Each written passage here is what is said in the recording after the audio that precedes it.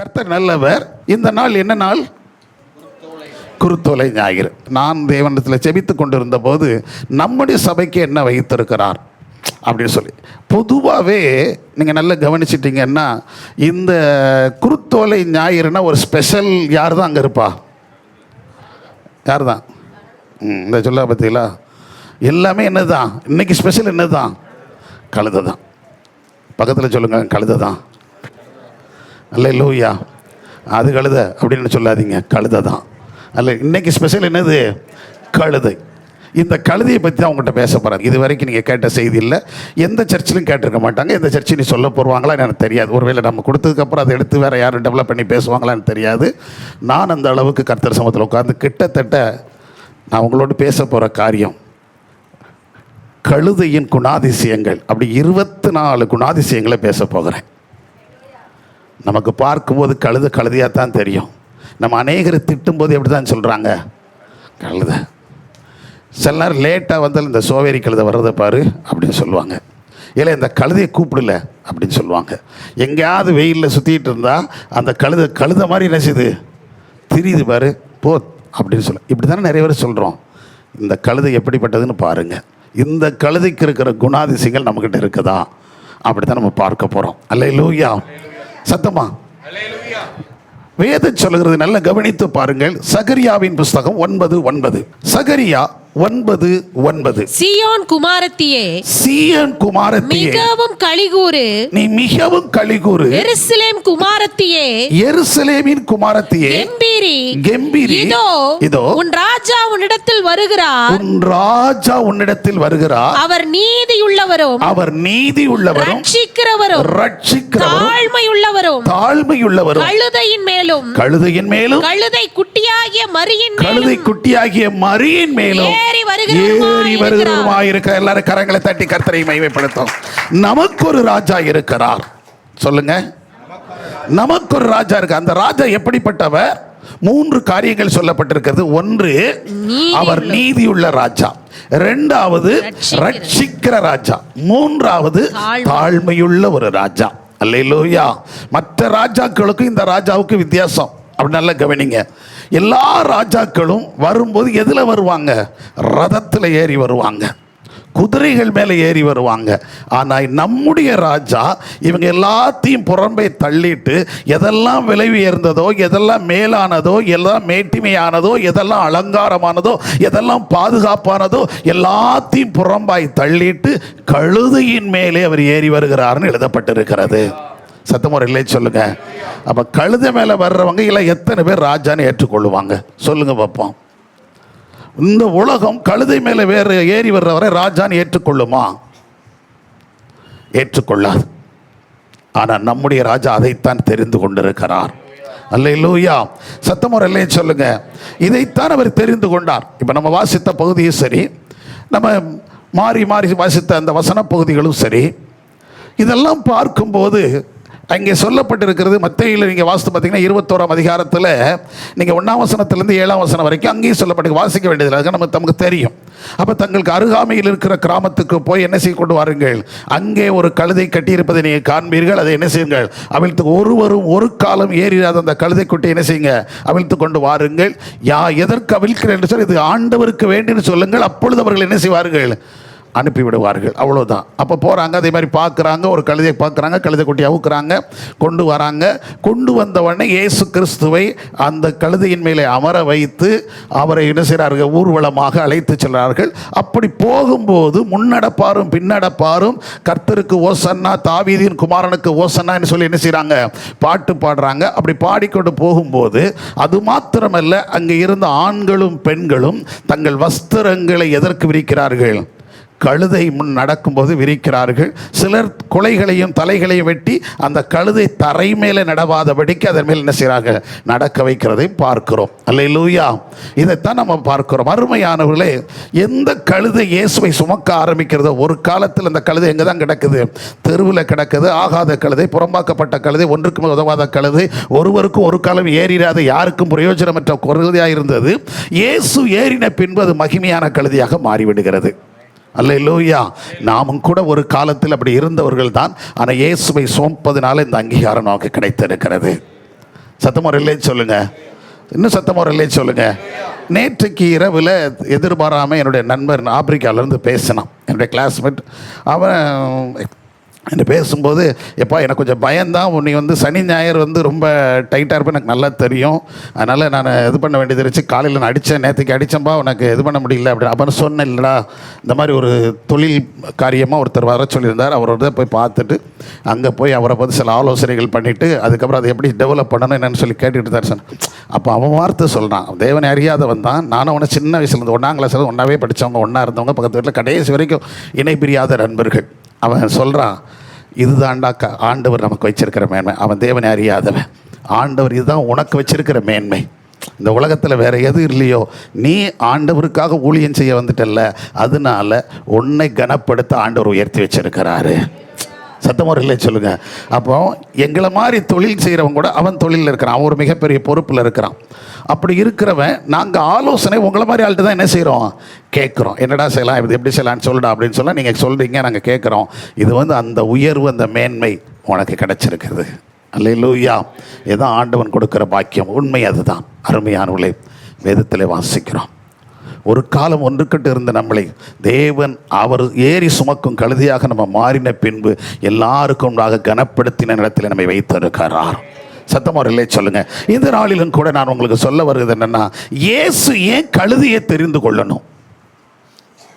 எங்க எத்தனையோ மிருகங்கள் இருக்கிறது, எத்தனையோ மிருகங்கள் இந்த உலகத்தில் இருந்த போதும் கூட அன்றைக்கும் எல்லா மிருகங்களும் இருந்துச்சு, இன்றைக்கு இருக்கிறது போல தான் அன்றைக்கு இருந்துச்சு. அப்படி இருக்கும்போது இன்றைக்கி நம்ம பார்க்குறோம்ல, குதிரை மேலே வர்றவங்க இருக்கிறாங்க, அப்புறம் மாட்டு வண்டியில் வர்றவங்க இருக்காங்க, குதிரை வண்டியில் வர்றவங்க இருக்கிறாங்க, அதே போல் யானை மேலே சவாரி செய்கிறவங்க இருக்கிறாங்க. இப்படிலாம் இருக்குதா இல்லையா? நிறைய இருக்குது. எல்லா விதங்களும் இவர் கழுதை யாருமே ஏறி போகாத ஏதோ ஒரு கழுதையை போய் தெரிந்து கொள்ளணும். இவர் ராஜாவாக இருக்கிறார். இயேசு ஏன் கழுதையை தெரிந்து கொள்ள? இதுதான் என்னுடைய கேள்வியாக இருந்துகிட்டே இருந்துச்சு. அப்போ இயேசு ஏன் கழுதையை தெரிந்து கொள்ள வேண்டும்? இந்த கழுதையுடைய குணாதிசயம் என்ன? இன்னைக்கு உலகத்தில் எத்தனையோ பேர் இருந்தாலும் கூட என்ன ஏன் தெரிஞ்சுக்கிடணும்? இதைத்தான் நான் கம்பேர் பண்ணிக்கிட்டு பேசிக்கிட்டே இருந்தேன், ஜெபம் பண்ணிக்கிட்டே இருந்தேன். எல்லாரும் இருக்கும்போது என்னை மட்டும் எதுக்கு தெரிஞ்சுக்கிட்டீங்க? என்ன ஏன் இந்த ஊழியத்தில் வச்சுட்டீங்க? என்ன ஏன் நீங்கள் அழைச்சிட்டு வந்தீங்க?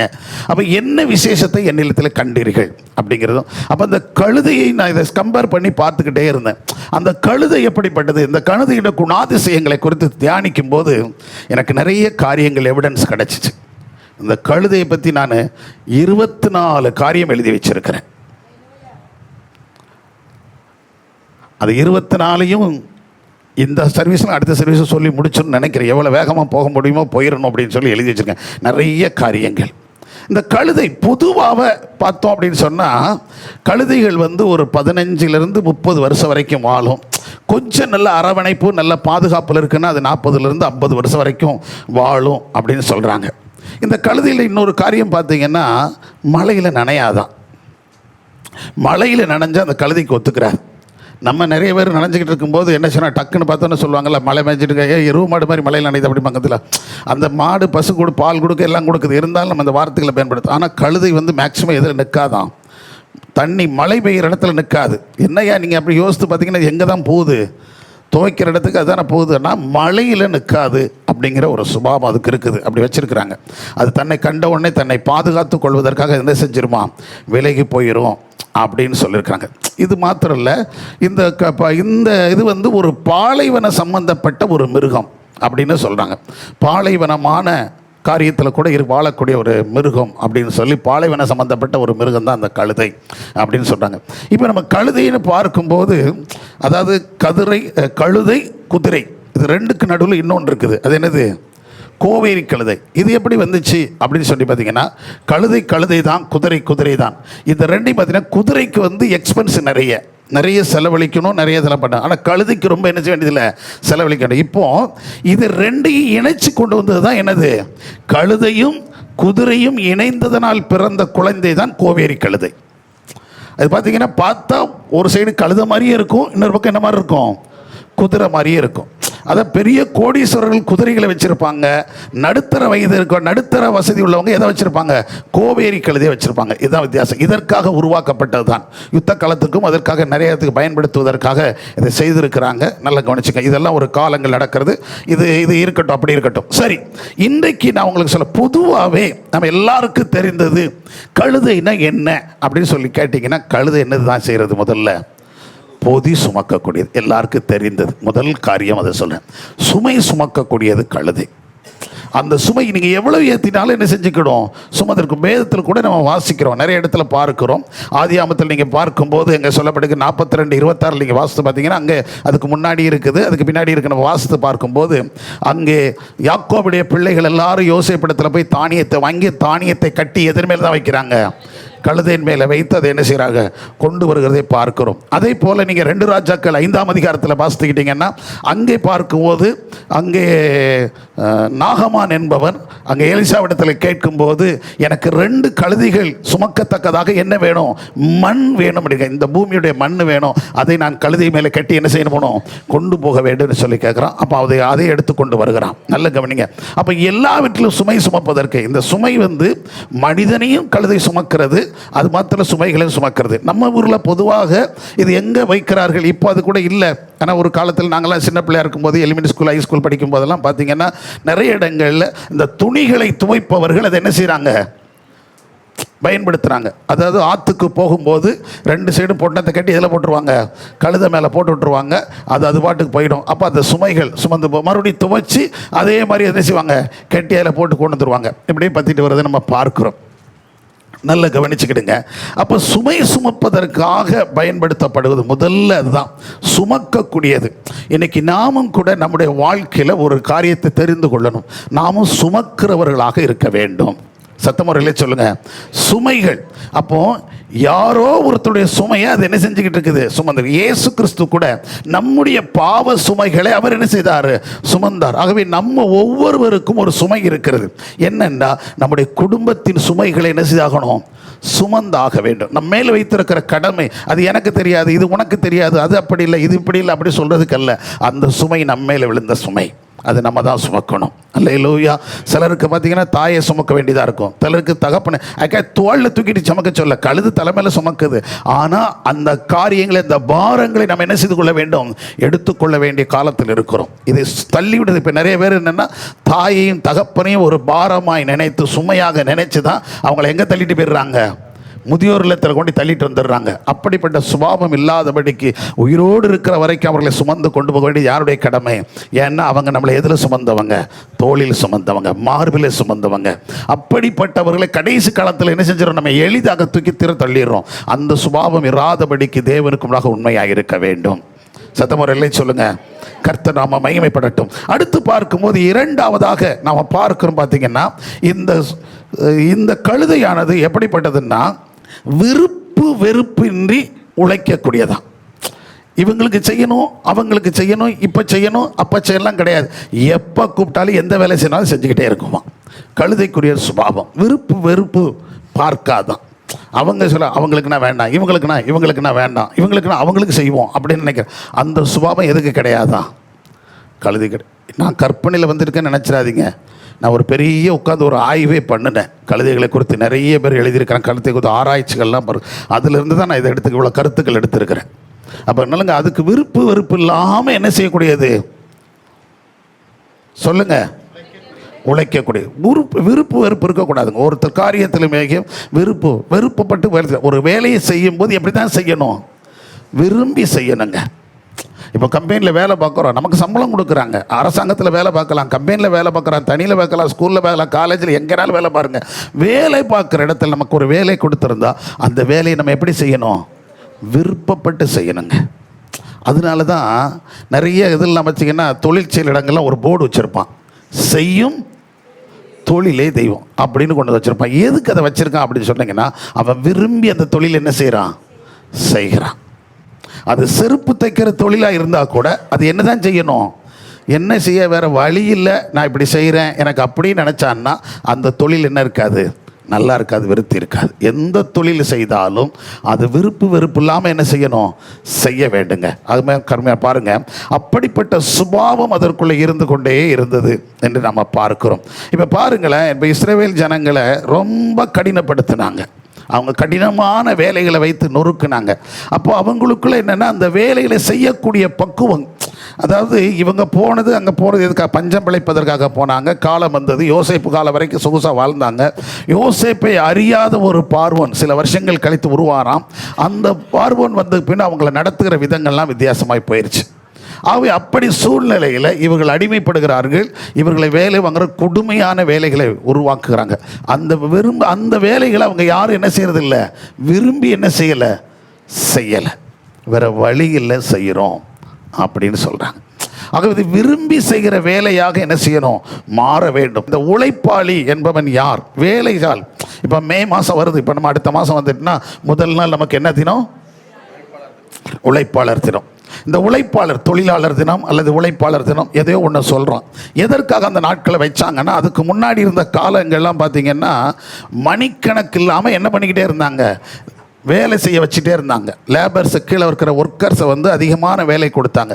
அது பல கட்ட போராட்டங்கள், பல கட்ட பிரச்சனைகள்லாம் வந்ததுக்கப்புறம் கடைசியில் ஒரு முடிவுக்கு ஒரு வேலையாளுக்கு எத்தனை மணி நேரம் தான் வேலை கொடுக்கணும், 8 மணி நேரம் தான் ஆணோ பெண்ணோ வேலை கொடுக்கணும் அப்படின்னு சொல்லி அது உறுதி எடுத்து அதை செய்து நிறைவேற்றினதுக்கு பேர் தான், அது டிக்ளேர் ஆனதுக்கப்புறம் தான் அந்த நாள் என்ன நாளாக மாறிச்சு, மேடே அப்படிங்கிறது தொழிலாளர் தினமாக மாறினது. அதுதான் அது டிக்ளேர் ஆச்சு. ஆனால் இப்போவும் நீங்கள் பார்த்தீங்கன்னா தொழிலாளர் தினம் கொண்டாடுதுன்னு சொல்கிற நிறைய இடத்துல கம்பெனிகளில் பார்த்தீங்கன்னா அல்லது ஜவுளி கடைகளில் பார்த்தீங்கன்னா எத்தனை மணிக்கு போகிறாங்க எத்தனை மணிக்கு வராங்கன்னு யாருக்கும் என்ன செய்யலை. இப்போ சர்வசாதாரணமாக 12 மணி நேரம் 14 மணி நேரம்லாம் என்ன செய்கிறாங்க, வேலை பார்க்க. இப்படி தான் இருக்குது. ஆனால் என் வசனம் சொல்லுது, நல்ல கவனிங்க. இந்த உழைப்பாளிகள் உங்களை குறித்து ஒரு வார்த்தை சொல்லிடுறேன். யோபுவின் புஸ்தகத்தில் ஒரு காரியம் சொல்லுது, சுறுசுறுப்பாய் எந்த பாரபட்சம் இல்லாமல் வேலை பார்க்குறவங்களை குறித்து வேதம் என்ன சொல்லுகிறது அப்படின்னு சொன்னால், யோபு 28:1-4 வரைக்கும் நீங்கள் வாசித்து பாருங்க. வெள்ளிக்கு விளைவிடம் உண்டு, பொன்னுக்கு புடமும் ஸ்தலம் உண்டு, இரும்பு மண்ணிலிருந்து எடுக்கப்படும், செம்பு கற்களில் உருக்கி எடுக்கப்படும், மனிதன் அந்தகாரத்திலும் மரண இருளிலும் இருக்கிற கற்களை கடையாந்திர மட்டும் ஆராய்ந்து தேடி. நல்ல கவனித, இது எல்லாத்தையும் செய்யறது யார் தான், மனிதன். எங்க இருந்தாலும் அதை உருக்கி எடுத்து செய்து அதை உருவாக்குகிறான், கடையாந்திரங்களை தேடுகிறான் அப்படின்னு சொல்லிட்டு அடுத்து சொல்றா பாருங்க. கடக்க கூடாததும் நிலையாததுமான 6 எலும்பினாலும், கடக்க கூடாதும் நிலையாததுமான 6 எலும்பினாலும் உழைப்பாளியானவன் அதை மனுஷரால் வற்றி போக பண்ண செய்கிறான். கரங்களை தட்டி கர்த்தரை மகிமைப்படுத்துங்க. எவ்வளவு பெரிய வெள்ளப்பெருக்கு எடுத்து வந்தாலும் ஒரு மனுஷன் நல்ல உழைக்கிறவன் இருந்து அதை நிறுத்திட முடியுமா? சத்தமா இல்லை சொல்லுங்க. எப்படியான்னு கேட்குறீங்களா? அது எப்படி ஆற்றை நிறுத்த முடியும், தண்ணி எப்படியா நிறுத்த முடியும்? நம்ம ஊரில் இருக்கிற டேம் எல்லாம் அப்படி நிறுத்துறது தானே. அணைக்கட்டுகள் முழுது எப்படி வந்தது தான், ஆற்றின் குறுக்கே கட்டப்பட்டது தானே. அப்போ உழைப்பாளிகள் நம்ம அதை பார்த்துருக்குறோம். நானும் வேலை பார்த்துருக்கிறேன்.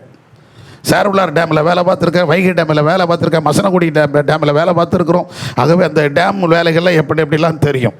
அதில் எப்படி கட்டுவாங்க, அந்த கட்டுமான பணிகள் எப்படி இருக்கும், தண்ணி வரும்போது அதை எப்படி அடைக்கிறாங்க. எவ்வளோ மழை பெய்தாலும் எந்த காலத்துலையும் வேலை நிற்காது. எல்லா மழைக்காலமும் வெயில் காலமும் எல்லா காலத்துலையும் வேலை நடந்துக்கிட்டே இருக்கும். அந்த தண்ணி அதை டைவெர்ட் பண்ணிவிட்டு எப்படிலாம் செய்கிறோம் அப்படிங்கிற நமக்கு தெரியும், பார்த்துருக்குறோம், உழைத்துருக்குறோம். அந்த உழைப்பாளிகளை பார்த்தீங்கன்னா கடினமான வேலைகளை செய்வாங்க. நம்ம ஊர்லெல்லாம் சின்ன சின்ன வேலைகள் செய்வதற்கு பயப்படுறோம். நீங்கள் டேம் ஏரியாவில் வேலை பார்க்கும்போது பாருங்கள், டேம் கட்டும்போது பாருங்கள் எப்படிலாம் கட்டுறாங்க அப்படின்னு சொல்லிட்டு. எவ்வளோ பெரிய கல் இருக்கும், இந்த இருக்குல்ல இந்த சைஸ் இருக்கும் கல், கருங்கல். அதில் 2 விதமான கற்கள் இருக்கும். ஒன்று அப்படியே பாறையில் உடைச்சி எடுத்துகிட்டு வருது, இன்னொன்று இது சைஸ் பண்ணி வச்சுருக்குது. அதுதான் நீங்கள் வெளியிலேருந்து பார்க்கும்போது கல்லாக தெரியுது பார்த்தீங்களா, அப்படியே சிவகமாக கல் இருக்குல்ல, அந்த கல் இந்த சைஸ் இருக்கும். ஒரு கல் இவ்வளோ சைஸ், இவ்வளோ தடி இருக்கும், வீதி இவ்வளோ உயரம் இருக்கும், இவ்வளோ சைஸ் இவ்வளோ நீளம் இருக்கும். அப்படி அது இப்படி கூர்மையாக அடிச்சிருப்பாங்க, முன்னாடி அடித்து வச்சுருப்பாங்க. அந்த கல் பார்த்திங்கன்னா செயின் போட்டு தான் தூக்கணும். அது என்ன பண்ணிட்டு வர முடியாது, ஒரு ஆள் தோளில் தூக்கிட்டு வர முடியாது, செயின் போட்டு எடுப்பாங்க. அப்போ ஒரு செயின் போட்டு பெல்ட் போட்டு செயினை போட்டு 2 பேர் என்ன பண்ணுவாங்க, தடி போட்டு மூங்கில் தடியில் போட்டு அந்த மூங்கிலில் கட்டி தூக்கிட்டு வருவாங்க. அது தூக்கிட்டு போகிறது இது ஒன்றும் கஷ்டமாயா அப்படின்னு நினச்சிடாதீங்க. அதை தூக்கிக்கிட்டு எங்கே ஏறி வரணும்னா அந்த டேமில் ரேம் அடிச்சிருப்பாங்க. முதல்ல கீழே இருக்கும், அப்புறம் டேம் என்ன செஞ்சுட்டே இருக்கும், உயர உயர உயர உயர அதில் ரேம் பலகையில் அடிச்சு வச்சுருப்பாங்க. ரேம், அந்த ரேமில் பார்த்தீங்கன்னா அதிலே தான் போகணும். அந்த ரேம் வந்து இதில் உள்ளே கொடுத்துருப்பாங்க. இவ்வளோ வீதம் இருக்கும், மொத்தமே இவ்வளோ தான் இருக்கும். ஒரு 3 அடி 4 அடிக்குள்ளே தான் இருக்கும். அந்த 4 அடி இதில் அந்த பக்கம் இந்த பக்கம்லாம் நம்ம வீட்டில் படிக்கட்டுக்கு மாட்டிருக்காங்களே சைடில் செவரெல்லாம், இதெல்லாம் இருக்காது. அந்த இது வந்து அப்படி அதில் 2 பேர், ஒருத்தன் போய்கிட்டு இருப்பான், ஒருத்தன் இறங்கிக்கிட்டு இருப்பான். ஒருத்தர் லோடு சுமந்து போய்கிட்டு இருப்பான், கல் மேலாக்க சுமந்துட்டு போயிட்டு இருப்பாங்க. இன்னொரு கூட்டம் என்னச்சு அடுத்த கல் எடுக்கிறதுக்கு இறங்க. இது இப்படி டைனாகி மேலே போய்கிட்டே இருக்கும். அது எவ்வளோ ஹைட்டு போதோ அந்த அளவுக்கு அதில் இருந்து போகும். ஒவ்வொரு கம்பெனியும் பல கம்பெனி இருக்கும். ஒவ்வொரு கம்பெனியும் அதை சுமக்கும் போது பார்த்தா நமக்கெல்லாம் அப்படியே ரத்த கண்ணீர் வந்துடும். அப்படி இருக்கும், அது சுமப்பாங்க. இன்னொரு டீம் என்ன பண்ணுவாங்கன்னா, இது ஒரு குரூப் எடுத்துகிட்டு போவாங்க. இன்னொரு டீம் மற்ற சாதா கல், அதுவுமே இவ்வளோ தடி இருக்கும், பெரிய பெரிய கற்களாக இருக்கும். அந்த கற்களை வந்து அப்படி தூக்கி இப்படி இருக்கணும் வைங்களேன். இது சின்னது, நான் சும்மா உதாரணம் சொல்கிறேன். இவ்வளோ பெரிய இருக்கும், பெரிய கல்லாக இருக்கும், இவ்வளோ பெரிய கல். அதுக்கு வந்து ஒரு ஒழுங்கே இருக்காது. இந்த கல் இப்படி இருக்கும் அப்படிலாம் கிடையாது. எப்படி பாறையில் வெயிட்டு வச்சு உடைச்சாங்களோ அதை அடித்து உடைச்சோன்னே எப்படி பேர் டம்னு போகிறோம். அது இவ்வளோ தடி கல்லாக இருக்கும். அந்த கல்லுக்களை அப்படி என்ன செய்வாங்கன்னா, இங்கே ஒரு சாக்கு வச்சுருப்பாங்க. இந்த கல் எங்கே தான் தூக்கி வைப்பாங்க, 2 பேர் தான் தூக்கி இப்படி இதில் வச்சுருவாங்க சாக்கில். இந்த கல் இப்படியே செமந்து வந்து இப்படி ஒரு குறிப்பிட்ட தூரம் வந்தோடனே இன்னொருத்தர் அங்கேருந்து வருவார். இவர் இப்போ ரிட்டர்ன் பண்ணிப்பார், அவர் ரிவேர்ஸில் அங்கேருந்து நிற்பார். நின்னோன்னு இப்படியே தள்ளுவாங்க. அவர் அதை அப்படியே தோளில் வாங்கணும்.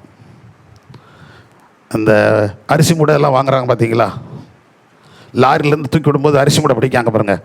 அதுக்கு பிடிப்பதற்கு இடம் இருக்குது, ஆனால் எதுக்கு இடம் கிடையாது, கல்லில் அப்படி இடம் கிடைக்காது. அந்த கல்லை தோளில் வாங்குவாங்க. ஒரே ஒரு சின்ன சாக்கு, இவ்வளோ ஒரு சாக்கு தான் மடிச்சுங்க வச்சுருப்பாங்க. யோசித்து பாருங்கள், காலையில் 7 மணிக்கு போனால் சாயந்தரம் 5 மணி 6 மணி வரைக்கும் என்ன சுமந்துக்கிட்டே இருப்பாங்க, கல் சுமந்துக்கிட்டே இருப்பாங்க. இடையில 1-2 ரெஸ்ட்டு தான், வேறு எது கிடையாது. சாப்பாடு டைம், அப்புறம் டீக்குன்னு கொஞ்சம் கொடுப்பாங்க டைம், அவ்வளோதான். உழைப்பாளி, அவங்களுக்கு பேர் தான் என்னது, உழைப்பாளி. இந்த உழைப்பாளியாலே எது அணைக்கப்படுமா, எவ்வளோ பெரிய வெள்ளப்பெருக்கு எடுத்து வந்து ஆறாக இருந்தாலும் அவனால் அதை வற்றி போக பண்ண முடியுமா? கரங்களை தட்டி கர்த்தரை மகிமைப்படுத்துங்க.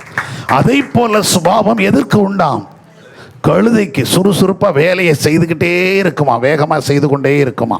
அதுவும் விருப்பு வெறுப்பு இல்லாமல் என்ன செய்யுமா, செய்து கொண்டே இருக்குமா. அது மட்டும் இல்லாமல் அந்த கழுதை குறித்து நம்ம பார்க்கும்போது இன்னும் சொல்லப்பட்டிருக்கிறது, இதில் இன்னொரு சுபாவம், இவ்வளோ வேலை செய்யுதில்ல, இவ்வளோ கடினமாக உழைக்கல, பட் அதோடைய சாப்பாடு எவ்வளவு அப்படின்னு சொல்லி கேட்டு பார்த்தீங்கன்னா குறைந்த அளவு ஆகாரம் தான் எடுத்துக்கொள்ளுமா.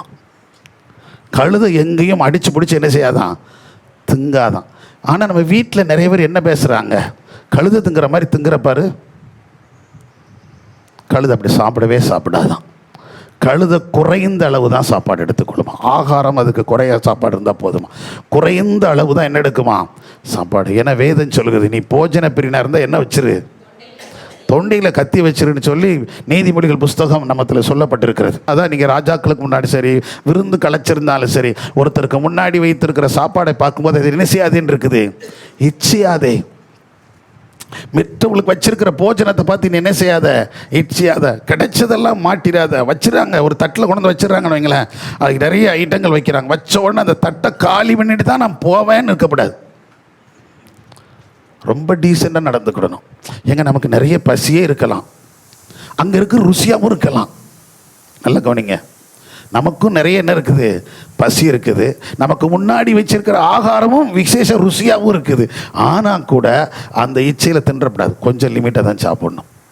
எவ்வளவு தான் டேஸ்ட்டாக இருந்தாலும் லிமிட்டாக. நல்ல சாப்பாடு நல்லா அடித்து முட்டை வயிறு இப்படின்னு தான் போகக்கூடாது. அடுத்த தர அந்த வீட்டுக்கு போகும்போது விருந்து சாப்பிட்டு போகிறீங்களான்னு வார்த்தையே கேட்க மாட்டாங்க. புரியுதுங்களா? நம்ம போனால் அவங்களே எப்பா வேண்டாம்பா வச்சு முடியாது அப்படின்னு சொல்லிட்டு சாப்பிடுறீங்களான்னு வாயே எதிர்க்க மாட்டாங்க, திறக்க மாட்டாங்க. நம்ம லிமிட்டாக எடுத்துகிட்டு வந்தோம்னா கட்டாயம் சாப்பிட்டு போங்க அப்படின்னு கட்டாயப்படுத்துவாங்க அடுத்த தர போகும்போதும். அல்லேலூயா, சத்தமுறையிலே சொல்லுங்கள். இதை நான் சொல்லலை, எங்கே இருக்குது, பைபிளில் இருக்குது.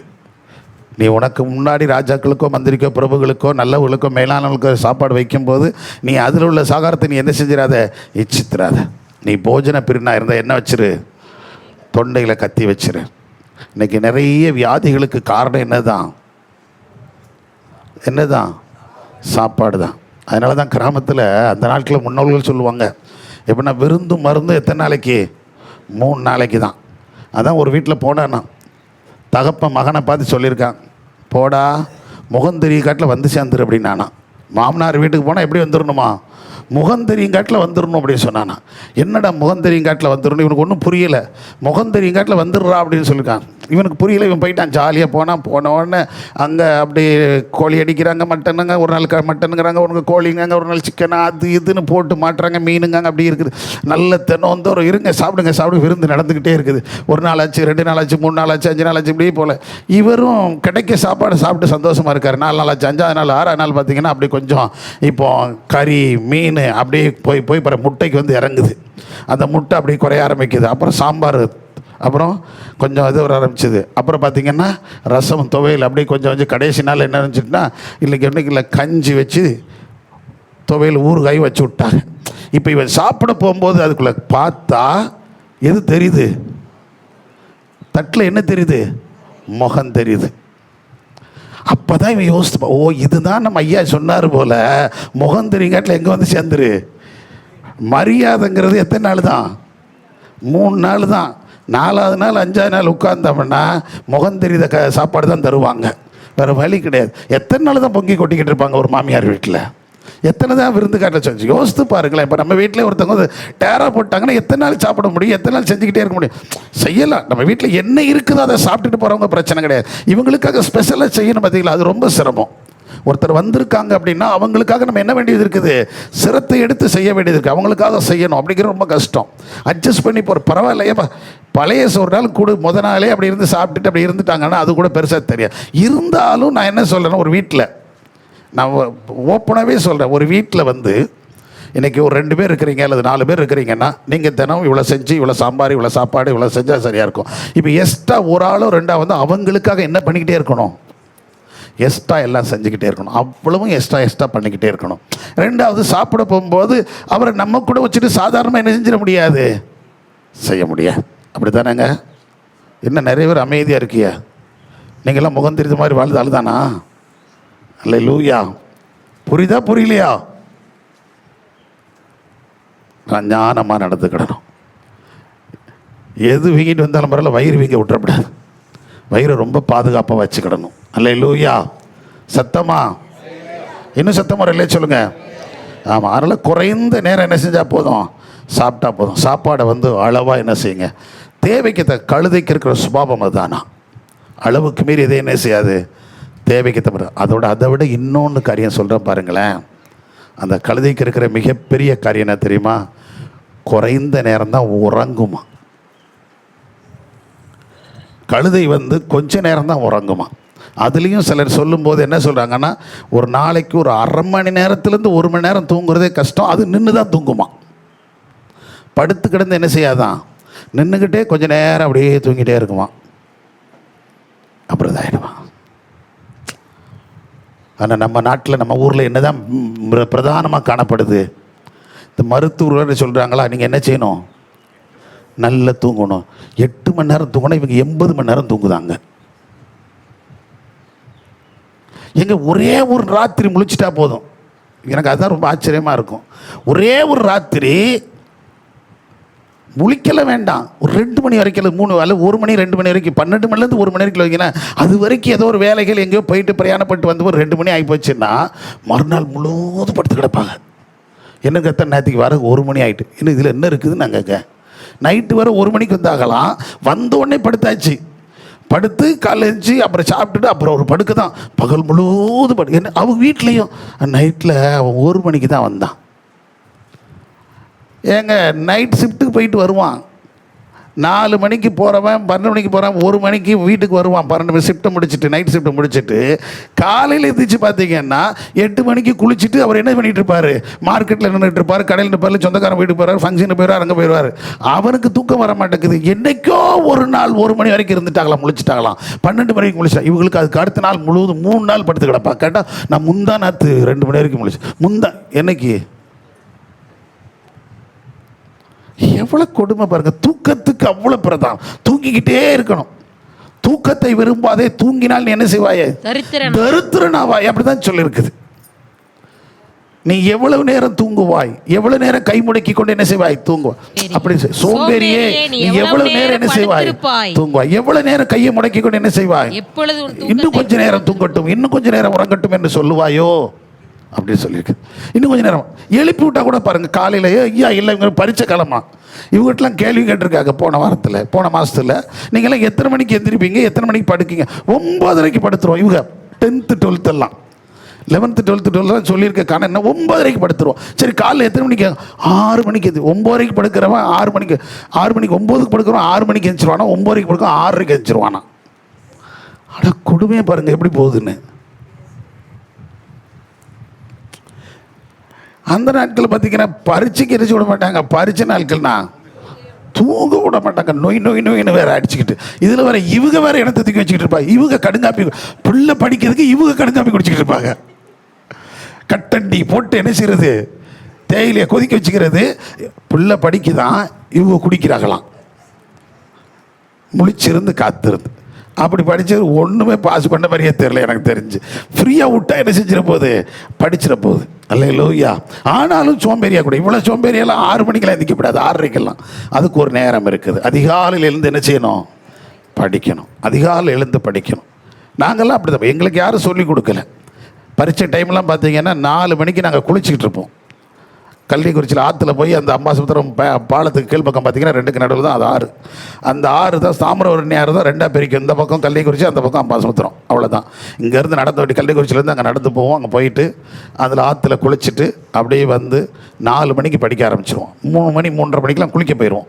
குளிச்சுட்டு நாங்கள் ஒரு 3 பையங்க, நானே என் நண்பன் விஜயன் ஒருத்தர் இருக்கார், இன்னொருத்தன் தம்பி, அவரும் வந்து கள்ளிக்குறிச்சிக்காரரு, அவரும் நாங்கள் 3 பேர் தான் போவோம். போயிட்டு அப்படி குளிச்சுட்டு இந்த 3 மணி 4 மணிக்கெலாம் ஆற்றுல குளித்தா அவ்வளோ சுகமாக இருக்குங்க. தண்ணி வெது வெது வெது வெதுன்னு இருக்கும். நீங்களும் போய் பாருங்கள் ஆற்று. அதுக்காக நீங்கள் குளத்தில் போய் குளிச்சிடாதீங்க. 4 மணிக்கு போய் எதில் குளிச்சுக்கிட்டு இருக்காதீங்க. குளத்து தண்ணி அது என்ன செய்கிறது?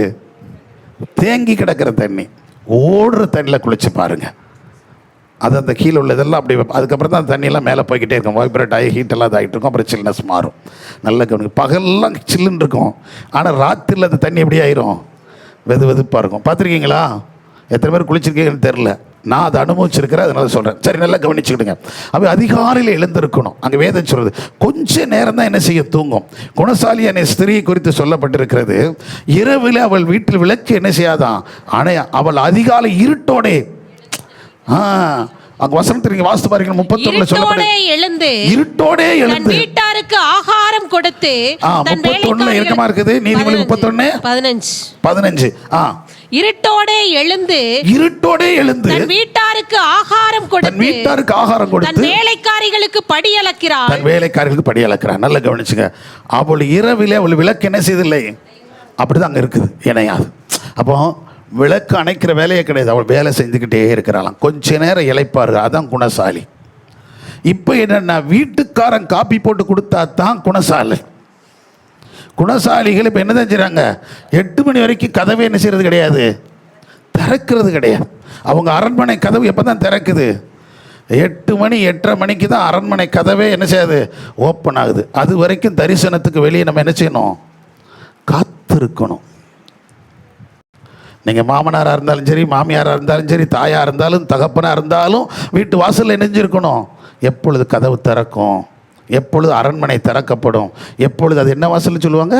சொர்க்கவாசல். சொர்க்கவாசல் எப்பொழுது இருக்கும், எப்பொழுது தரிசனம் கிடைக்கும்னு சொல்லி இப்படி காத்திருந்து அதுக்கப்புறம் தான் உப்புவா, அதுக்கப்புறம் தான் என்ன வரணும்? இது வந்து எப்போ சாப்பிட்டு அதுக்குள்ளே 12 மணி ஆகிடும். இந்த விஷயத்தில் நான் அம்மாவை வந்து ரொம்ப மேன்மையாக சொன்னேன், பாஸ்டர் அம்மாவை. இப்போ அவங்க பலவீனப்பட்டுட்டாங்க. அவங்களால முடியலை. அப்புறம் இந்த மாத்திரைகள்லாம் எடுக்கிறதுனால மற்றபடி ஒரு நாள் 4 மணிக்கு மேலே அவங்க என்ன செஞ்சதே கிடையாது, படுத்தே கிடக்க மாட்டாங்க. அந்த தங்கச்சிட்ட கேட்டு பாருங்கள், 4 மணிக்கு மேலே படுத்திருக்க மாட்டாங்க. எல்லாம் ஜெபம் பண்ணி காலையில் எல்லாம் முடித்தோடனே ஜெபம் பைபிள் வாசித்து ஜெபம் பண்ணி முடிச்சுட்டு 6 மணிக்கு முன்னாடி கிச்சனில் என்ன செய்வாங்க, நிற்பாங்க. பால்காரன் லேட்டான போனால் பால்காரனை திட்டுவாங்க. ஏன்னா மணி 6 ஆச்சு, என்ன இவ்வளோ நேரம் அப்படின்னு கேட்பாங்க. 6 மணிக்கு வேலை சமையல் நினைச்சிரும் தொடங்கிடும். நான் வாக்கிங் போயிட்டு வரும்போதே வீட்டில் என்ன இருக்கும், டிஃபன் ரெடி, எல்லாம் சாப்பாடு எதுவும் செஞ்சு வச்சுருவாங்க. எங்கேயும் போனால் சுறுசுறுப்பாக வேலை செஞ்சுட்டு கிளம்பிடுவாங்க. அந்த அளவுக்கு இருக்கும். அப்படிப்பட்ட ஒரு நல்ல துணையை தான் கர்த்தர் எனக்கு கொடுத்தார். நான் எதுக்கு சொல்ல வரேன்னா, சுறுசுறுப்பாக இருக்கணுங்க. ஒரு வீடு நல்லா இருக்கணும் அப்படின்னா சுறுசுறுப்பாக தாய்மாரும் தகப்பன்மாரும் இருந்துகிட்டே இருக்கணுங்க. எங்களுக்கெல்லாம் இந்த பழக்கம் எப்படி இருந்துச்சு, குழந்தைகளே வந்துருச்சு. இந்த அதிகாலை எழுந்திருக்கிற பழக்கம். ஏன்னா ஊர்களில் வந்து எஸ்டேட்லாம் பார்த்தாலும் சரி, ஏன்னா 7 மணிக்கு அம்மா அப்பா எங்கே விட்டு போயிடுவாங்க. எஸ்டேட்டில் வேலை பார்த்தவங்களுடைய பிள்ளைகிட்ட கேட்டு பாருங்கள். இங்கேயும் எஸ்டேட்டில் வேலை பார்த்தவங்களாம் இருக்கிறாங்க. அந்த ஐயாட்ட கேளுங்க, அந்த அம்மாட்ட கேளுங்க. 7 மணிக்கு வீட்டு விட்டு என்ன செய்யணும், கிளம்பி 7:30 மணிக்கு எங்கே நிற்கணும், காட்டுக்குள்ளே வேலை ஸ்தலத்தில் நிற்கணும். அது எவ்வளோ தூரங்கிறலாம் கிடையாது. அது 2 கிலோமீட்டர் இருக்கலாம், 3 கிலோமீட்டர் இருக்கலாம். சில காடுகள்லாம் எங்கே இருக்கும், தேயிலை காடுகள் உயரத்தில் ஒந்தியில் இருக்கும். அது கிட்டத்தட்ட 4 கிலோமீட்டர் கூட போகணும். அந்த 4 கிலோமீட்டர் என்ன செஞ்சாகணும், குறுக்கு பாதையில் நடந்து போகணும். இங்கே சாப்பாடை கேட்டுட்டு போகணும். சோத்தை தூக்கி வச்சுட்டு அதுக்குள்ளே இவங்க சமைக்கணும், இவங்க சாப்பிடணும், எல்லாத்தையும் செஞ்சுட்டு வீட்டில் பிள்ளைகள் எங்களை மாதிரி குட்டி குட்டி பிள்ளைகளாக இருந்துச்சுன்னா அப்போ அவங்களுக்குலாம் என்ன கொடுக்கணும், சாப்பாடு போட்டு கொடுத்துட்டு இல்லை சாப்பிட்ருங்க, நீங்கள் என்ன இல்லை சோறு பொங்கி வச்சுருக்கேன் நீங்கள் சாப்பிட்டுக்கோங்க அப்படின்னு சொல்லிட்டு தடப்படான்னு எடுத்து இடத்தெல்லாம் கட்டிட்டு போவாங்க. இதில் மழை நேரம்னு வைங்களேன், வீட்டிலேருந்து என்னத்தையும் கட்டணும், அந்த சாக்குக்கெல்லாம் கட்டணும், பை கட்டணும், மேலே போடணும், எல்லாத்தையும் வெயில் காலம்னா கூட அந்த பொட்டத்தை மட்டும் தள்ள தூக்கி வச்சுட்டு நினைச்சிருவாங்க, காட்டுக்கு போயிடுவாங்க. காட்டில் போய் நின்றுக்கிட்டு அதுவும் அந்த சங்கு 7:30 மணிக்கு 2வது சங்கு ஒன்று அடிப்பான். அந்த 7:30 மணி சங்கு அடிக்கும் போது இவங்க அதுக்குள்ளே இவங்க யூனிஃபார்ம்லாம் என்ன செஞ்சிடணும், அந்த யூனிஃபார்ம் என்ன தான், சாக்கு கட்டுறது தான். கிங்காணி எல்லாம் கட்டி 7:30 மணிக்கு எங்கே நின்றுக்கணும், கொழுந்து கட்டில் நிறையில் நிற்கணும். இவங்களுக்கு ஒவ்வொரு நிறை இருக்கும். அந்த நிறைக்குள்ளே நின்னால் மட்டும்தான் தப்பிச்சாங்க. அந்த பாதையில் கை ரோடுன்னு சொல்லுவாங்க, சின்ன குறுக்கு பாதையாக இருக்கும். அந்த கை ரோட்டில் நின்று கட்டிக்கிட்டு இருந்தானா கங்காணி வருவார், சூப்பர்வைசர். ஏன்னா ஒவ்வொரு பகுதிக்கும் ஒவ்வொரு கங்காணி என்ன செய்வாங்க, மற்ற 1ஆம் பகுதி 2ஆம் பகுதி 3ஆம் பகுதியில் இருக்கும். அப்படி தான் இருக்கும். கேரளாவில் அப்படி தானே இருக்கும். உங்களுக்கு வேறு சொல்லுவாங்களா, அப்படி தான் இருக்கும். அவன் எல்லா இடத்துலையுமே அதுதான். அந்த ஒவ்வொரு பகுதியிலையும் பார்த்தீங்கன்னா ஒவ்வொரு கங்காணி இருப்பான். இந்த கங்காணி இங்கேருந்து பார்ப்பான், கை ரோட்டில் இருக்க போக்கில் அந்த நம்பர் பேரையே சொல்ல மாட்டாங்க. எதுன்னு சொல்லுவாங்க, நம்பர் என்ன 140 கிளறங்கு கங்காணி இறங்கு கீழே போ. இவ்வளோ நேரம் என்ன பண்ணிட்டு சங்கு அடிக்கும் போது எங்கே நிற்கணும், தேலைக்குள்ளே நிற்கணும். இவ்வளோ கொடுமைங்க. அதனால அவங்க எல்லாத்தையும் இதுக்காக எங்களெல்லாம் 4 மணிக்கு 5 மணிக்கு என்ன செஞ்சுருவாங்க, எழுப்பி விட்டுருவாங்க. 4 மணிக்கு சமையல் பண்ணுவாங்க. எங்கள் வீட்டில் எங்கள் அம்மாலாம் எங்கள் வீட்டில் எண்ணெய் தட்டு தான் நாங்கள் எழும்போம். காலையில் அம்மி டங்குன்னு அடிப்பாங்கல்ல, அந்த மஞ்சள் அடிப்பாங்க பாருங்க, அந்த மஞ்சள் அடிக்கிற சத்தம் கேட்டு தான் தூக்கம் கலைஞ்சு போயிடும். டமையல் அடிப்பாங்க. ஏன்னா அங்கே என்ன அரையாவாக இருக்குது.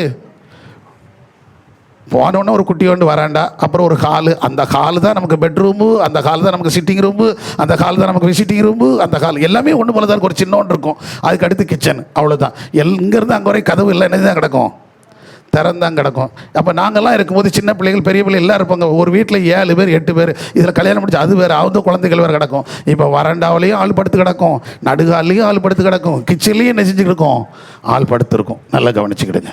இப்போ டங்குன்னு அடித்தா தூக்கம் வருமா, தூக்கம் வரா போயிருமா, அப்படி எழுப்பி விட்ருவாங்க. எழுப்புறோன்னே சும்மாவும் இருக்க மாட்டாங்க.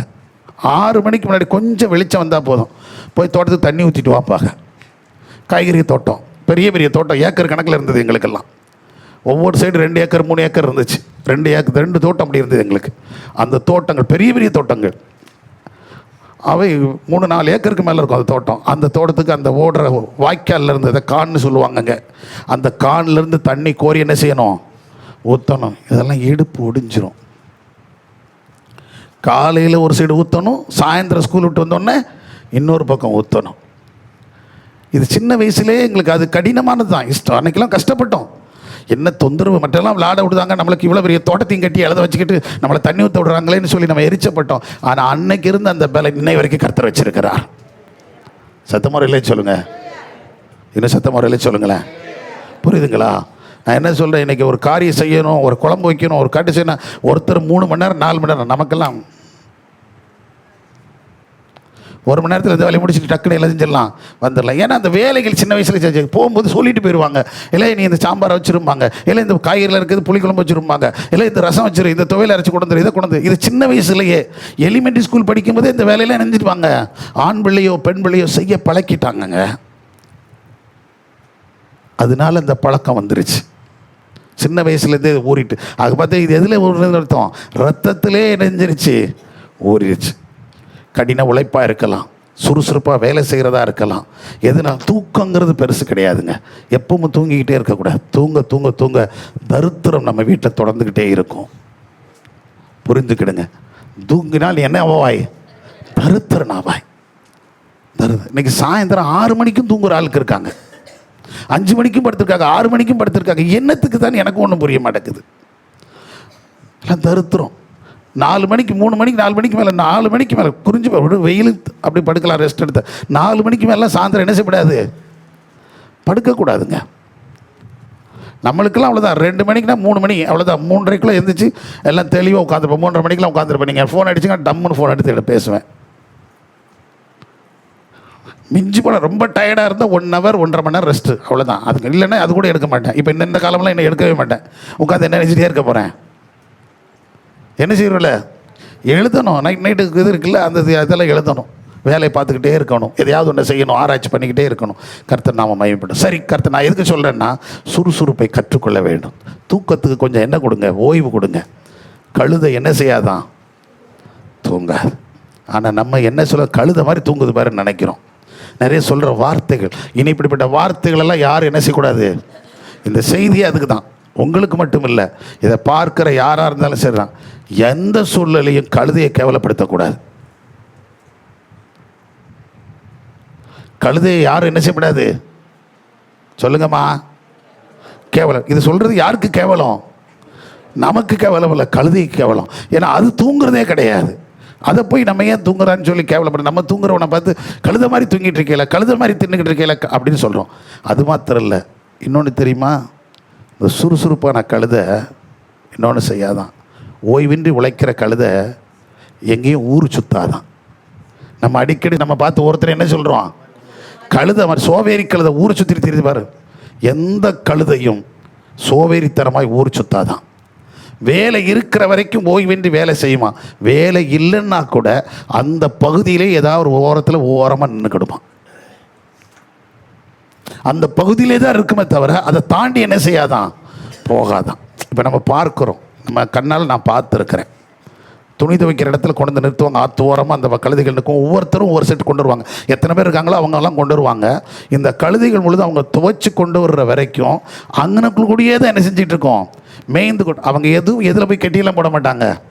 மாடுகளையோ ஆடுகளையோ நாய்களையோ கட்டி போடுற போல கழுதை என்ன செய்ய மாட்டாங்க, கட்ட மாட்டாங்க. இதுக்கு எதை மட்டும்தான் கட்டியிருப்பாங்க, அந்த காலை மட்டும் என்ன செஞ்சுருப்பாங்க, 2 கொஞ்சம் கேப் போட்டு கட்டியிருப்பாங்க, அவ்வளோதான். வேற இல்லை. ஏன்னா எங்கேயோ ஓடனா பிடிக்க முடியாதுல்ல, அதுக்காக கட்டியிருப்பாங்களே தவிர வேற ஒரு கிடையாது. ஆனால் இந்த கழுதை எங்கே தான் நின்றுட்டு இருக்கோம், அந்த குறிப்பிட்ட எல்லைக்குள்ளே தான் இருக்குமா, வேலை இல்லைன்னா அங்கே தான் நிற்குமா. ஆனால் நம்ம கழுதை தான் எங்கே சுற்றிட்டு தெரியுது, ஊரெல்லாம் சுற்றிட்டு அந்த கழுதைக்கு கெட்ட பேர் வாங்கி கொடுத்துட்டு இருக்கிறோம். அதனால் நம்ம எல்லாரும் கிடைச்சிருக்கு கழுதை மாதிரி ஊதி சுற்றியலை, கழுதை மாதிரி எதுவும் சுற்றுறது இல்லை. நாம் தான் ஊரை சுற்றுறோம். அந்த கழுதையை பார்த்தான்னு சொல்லணும், இந்த பயலை மாதிரி நீ ஊரை சுற்றிட்டு வந்துட்டியா, நீயும் ஆயிட்டியா அப்படின்னு சொல்ல வேண்டியது இருக்குது. பார்த்தீங்களா, அது இருக்கிற இடத்துல தான் அது என்ன செய்யுமா, இருக்குமா. அப்போ யோசித்து பாருங்கள், அது எந்த காலத்தில் சுற்றாது. ஊரெல்லாம் சுற்றுறது எதுதான், சாத்தான். ஏன்னா வேதம் சொல்கிறது, யோபுல பார்க்குறோம், நீ எங்கேருந்து வாரன்னு கேட்குறாரு. அவன் சொன்னா, நான் பூமியெல்லாம் என்ன செய்கிறேன், உலாவி சுற்றி பருகிறேன் அப்படின்னு சொல்கிறான். 2 இடத்துல திரும்ப திரும்ப அதை சொல்கிறான். அதே மாதிரி நீங்கள் வாசித்து பார்த்தீங்கன்னா 1 பேதுரு புஸ்தகத்தில் வாசிக்கும் போது 5ஆம் அதிகாரத்தில் சொல்லப்பட்டிருக்கிறது. அங்கே என்ன பிசாசு தான் என்ன செய்கிறான், எவனை விழுங்கலாமோ என்று வகை தேடி என்ன செய்கிறானா, சுற்றி திரிகிறான். எங்க இருக்கலாம், 5:8 சொல்லப்பட்டிருக்கிறது. அவன் தான் சுற்றி திரிதான், எங்க இருக்கான் அப்படின்னு சொல்லி என்ன செய்யறது, சுற்றி திரிதானா. அல்லேலூயா. நல்லா கவனிச்சுக்கிடுங்க. கழுதை என்ன செய்யாது, எங்கேயுமே சுற்றி தெரியாதுங்க. நம்முடைய சுபாவங்கள் மாறும். இப்போல்லாம் கேட்கும்போது யோசிக்க, தம்பி மாதிரி தங்கச்சி மாதிரி இதெல்லாம் நீங்கள் உங்களுக்கு சொல்கிற பெரியவங்க எல்லோரும் நாம் சோம்பலை நம்ம ஊர் சுற்றுற வேலையெல்லாம் விட்டுறணும். கேட்டால் வாரம் ஞாயிற்றுக்கிழமை என்ன செய்யுது, அங்கே போனேன் இங்கே போனேன் அங்கே பார்த்தேன் இங்கே பார்த்தேன் அதை பார்த்தேன் இதை பார்த்தேன். ஏங்க இருக்கதே வாரத்தில் ஒரு நாள் 2 மணி நேரம் ஆராதனை 3 மணி நேரம் இதில் உட்காரும். இதையும் விட்டுவிட்டு நான் அங்கே போயிட்டேன் இங்கே போயிட்டேன். தயவு செய்து விட்டுறாதீங்க. தேவ சமூகத்தில் காத்துருங்க, கர்த்தருக்குள் பலன் கொள்ளுங்கள். அல்லேலூயா. நான் இன்றைக்கி உங்களை கழுதையை பற்றி சொல்கிறேன்னா இந்த சுபாவங்கள் நமக்குள்ளே இருக்கட்டும். சத்தமா? இன்னும் சத்தமாக இல்லையே சொல்லுங்கள். அதே மாதிரி இந்த கழுதைகள் ஓய்வென்று என்ன செஞ்சிட்டே இருக்குமா, உழைச்சிக்கிட்டே இருக்குமா. ரெஸ்ட்டு எடுக்காது. ரெஸ்ட் எடுத்து ஊரும் சுற்றாது. ஊர் சுற்றாமல் அடுத்ததுக்குடைய குணம் என்னென்னா ஓய்வென்று இருக்குது. நீங்கள் அதுக்கு என்னதே கொடுக்க வேண்டாம், ரெஸ்ட்டே கொடுக்க வேண்டாம். ஃபுல் டே அதுக்கு வேலை கொடுத்துக்கிட்டே இருந்தாலும் அது என்ன பண்ணிக்கிட்டே தான் இருக்குமா, செய்துக்கிட்டே இருக்குமா. டயர்டாகிட்டே இருக்காதான். போய் நான் படுத்துக்கிறப்பறம் கொஞ்சம் நேரம் நான் கொஞ்சம் ரெஸ்ட் எடுத்துகிட்டு வரேன் அப்படின்னு சொல்லி போகாதான். நீங்கள் பெரிய பெரிய ஃபேக்ட்ரியெல்லாம் பார்த்தீங்கன்னா, பெரிய தொழில் நடத்துகிற இடத்தெல்லாம் ரெஸ்ட் ரூம் கூட ஒன்று வச்சுருப்பாங்க. அதுக்கப்புறம் தான் எனக்கு புரிய ஆரம்பிச்சிச்சு. எனக்கு நிறைய இடங்களில் போகும்போது ஏன்ட்டே சொல்லுவாங்க, இப்போ சமீப காலத்தில் இந்த வார்த்தை அதிகமாக பயன்படுத்துறது, எங்கே போய்ட்டு வரேன், ரெஸ்ட் ரூம் போய்ட்டு வரேன். ஏன்னா ரொம்ப இங்கிலீஷ் படிச்சிட்டாங்க பார்த்தீங்களா. அதுக்கு முன்னாடி தமிழில் தான் என்ன சொல்லுவாங்க, ஆமாம் பாத்ரூம் தமிழ் தான் இருக்குண்ணே, பரவாயில்ல பாத்ரூம் தமிழ் தான் போல இருக்கட்டும். அது ஓப்பனாகவே சொல்லுவாங்க, எங்கே போய்ட்டு வரோம், ஆமையே போயிட்டு வரேன்ப்பா அப்படின்னு சொல்லிட்டு போயிடுவாங்க. இப்போ அப்படிலாம் கிடையாது. இப்போ கொஞ்சம் டீசெண்டாக சொல்ல வேண்டிய காலத்துக்கு வந்துட்டோம். நாங்கள் எங்கே போய்ட்டு வரோம், இந்த ரெஸ்ட் ரூம். அப்போ இது நான் யோசிச்சிட்டே இருந்தேன், என்னடா ரெஸ்ட் ரூம், அங்கே போய் நான் படுக்கை போட்டு தூங்குவாங்களா, ரெஸ்ட் எடுக்கல டேபிளுக்கு சேர் போட்டு அப்படி ஜாலியாக உட்காந்துருப்பாங்களா அப்படின்னா, எதுக்கு அதுக்கு ரெஸ்ட் ரூம்னு இவனை சொல்கிறான்னு பார்த்தா, அப்புறம் தான் நான் கொஞ்சம் எனக்கு கிடைச்ச அறிவு, நான் யார்ட்டையும் கேட்கல, நான் சிந்திக்கிறேன், எப்படி என்னடா ரெஸ்ட் ரூம், அங்கே போய் என்ன ரெஸ்ட் இருக்குது டாய்லெட்டில் போய் அப்படின்னு சொல்லி பார்த்தா, அப்புறம் தான் தெரியுது என்னென்னா, இந்த வேலை பார்க்குறவங்க முழுவதும் வேலை பார்க்குறவங்கெல்லாம் ஓப்பி அடிக்கிற இடம் என்ன இடம் தான், பாத்ரூம் தான். ஏன்னா மற்ற இடத்துல மாட்டிக்கிறவாங்கல்ல, எங்கே போயிட்டான் பாத்ரூம் போயிருக்கான், அவ்வளோதான். பாத்ரூமில் போய் 4 பேர் 5 பேர் உட்காந்து என்ன செய்யுது, இவங்களுக்கு சுகமான இடம் அங்கே தான் டிஸ்கஷன். ஏனே உங்களுக்கு தெரியுமா, ஏக்கா உங்களுக்கு தெரியுமா, அங்கே மாமா மைனி மச்செல்லாம் எல்லாம் செய்யுது, அவங்க பெண்கள் சைட்லேயும் ஆண்கள் சைட்லேயும் அப்படி ஒரு இந்த ஜவுளி கடையில் வேலை பார்க்குறவங்களா இருக்காது சரி. ஏன்னா அங்கே மொத்தமே எத்தனை தான் இருக்கும், லேடிஸுக்கு ஒரு சைடில் ஒரு 2 பாத்ரூம் இருக்கும், ஜென்ஸுக்கு 2 பாத்ரூம் இருக்கும். மொத்தமாக ஒரு 4-5 பேர் அங்கே போய் நின்றுட்டு என்ன செய்கிறது, கதை விட்டுட்டுருக்குது. அதுக்கு பேர் தான் ரெஸ்ட்டுங்க. கொஞ்சம் ரெஸ்ட் எடுக்கிறதுக்காண்டி எங்கே போகிறாங்க, ஆமாம் வேலை கஷ்டமாக இருக்குல்ல, கொஞ்சம் ஃப்ரீ பண்ணிக்கிறோமா அப்படின்னு சொல்லி போகிறது. அதுக்குனால தான் அதுக்கு பேர் என்ன பேர் வச்சுட்டான், ரெஸ்ட் ரூம். ஆனால் நீங்கள் வீட்டில் என்ன தாளிச்சிட்டு இருக்கீங்க, உங்களுக்கு ரெஸ்ட் ரூம் வேண்டாம் கேட்க, நமக்கு எல்லாமே வேணும். ஸ்கூலில் என்ன வச்சுட்டு இருக்கோம், அவங்க ரெஸ்ட் ரூம் வேணாம், அங்கே போய் இன்னும் என்னத்தை பேச போகிறோம், இங்கே தான் எல்லாத்தையும் பேசிட்டு தானே இருக்கோம். அதனால் நான் நினச்சிக்கிறேன், இந்த ரெஸ்ட் ரூம்ங்கிற வார்த்தையை அதுக்கு தான் பயன்படுத்திட்டாங்க போல நான் நினச்சிக்கிறேன். இது எந்த டெஃபினிஷனும் வேற எங்கேயும் இல்லை, இதை போய் தேடி பார்த்துறாதீங்க, எங்கேயாவது இருக்கா அதில் இருக்கா. நான் யோசிக்கிறேன், ஏன்னா இது நம்ம கண்ணில் பார்க்குறோம். எல்லாரும் பேசுகிற இடம் எங்கே போய் தான், அந்த பாத்ரூமுக்கு முன்னாடி அந்த டாய்லெட் முன்னாடி போய் நின்றுட்டு கொஞ்சம் நேரம் கதை விட்டுட்டு, ஏய் சூப்பர்வைசர் வரோம் ஓடுப்பில்ல அப்படி போய் டபக்குன்னு உடனே ஓடி வந்துடுவாங்க அங்கேருந்து. பார்த்துருக்கீங்களா? ஆமாம், சில நேரத்தில் சூப்பர்வைசர் எங்கேயும் வருவான், எங்கேயும் வருவான் பாத்ரூம். எவ்வளோ நேரம் ஆச்சு அப்படின்னு சொன்னேன். இதில் கூட நிம்மதியாக இருக்க மாட்டேன் ஐயா அப்படின்னு சொல்லிட்டு போகிறாங்க. இருக்கு கண்ணை கவனிச்சுங்க, ஏன்னா இப்படிப்பட்ட சூழ்நிலை என்ன செய்யுது இருக்குது. சரி இருக்கட்டும், நான் சொல்கிறேன். ஆனால் கழுது அப்படிலாம் என்ன செய்யாதுங்க, அப்படி தனக்கு ஒரு ரெஸ்ட் வேணும்னு நினைக்காதான், ஓய்வின்றி உழைத்து கொண்டே இருக்குமா. சத்தமுறையில் சொல்லுங்க.